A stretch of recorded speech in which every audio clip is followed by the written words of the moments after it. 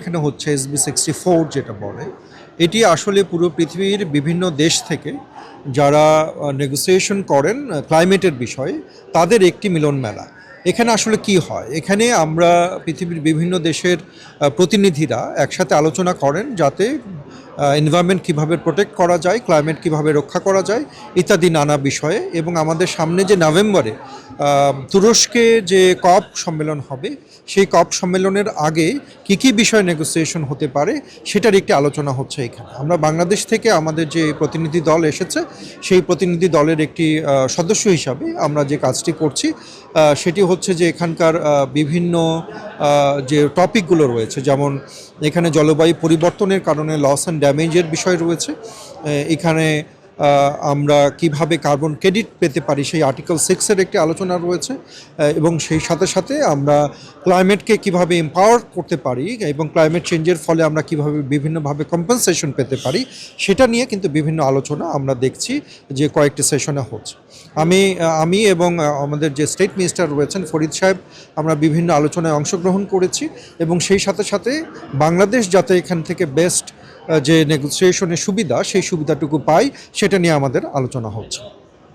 বাংলাদেশ অন্যতম একটা ঝুঁকির জলবায়ু পরিবর্তনের ঝুঁকির মধ্যে রয়েছে। এর থেকে আসলে পর্যায়ক্রমে কি ঝুঁকি বাড়তেই থাকবে নাকি কমানোর কোনো চিন্তাভাবনা আছে বা কাজ করছে সরকার? আচ্ছা, এটা একটি গুরুত্বপূর্ণ প্রশ্ন। আমরা দেখেছি যে কার্বন নিঃসরণের ফলে এবং সেই সাথে সাথে গ্লোবাল ওয়ার্মিংয়ের ফলে আমাদের পৃথিবী যে ঝুঁকির মধ্যে রয়েছে তার অন্যতম একটি দেশ হচ্ছে বাংলাদেশ। কিন্তু আমরা খুব বেশি কার্বন নিঃসরণ না করলেও আমরা কিন্তু সবচাইতে বেশি ঝুঁকির মধ্যে রয়েছে। এই কারণে আমরা এই সব যে আন্তর্জাতিক আলোচনা রয়েছে সেসব আলোচনায় শুধু ভিকটিম কান্ট্রি হিসাবে না, এটার সাথে সাথে আমরা যাতে উন্নত দেশগুলোর সাথে নেগোসিয়েশন করে আমরা এই গ্লোবাল ওয়ার্মিং এর ফলে যে খারাপ যে ইম্প্যাক্ট পড়েছে সেই ইম্প্যাক্টের যে কম্পেনসেশন সেটা যাতে আমরা নিশ্চিত করতে পারি সেটার জন্য আমরা কাজ করছি।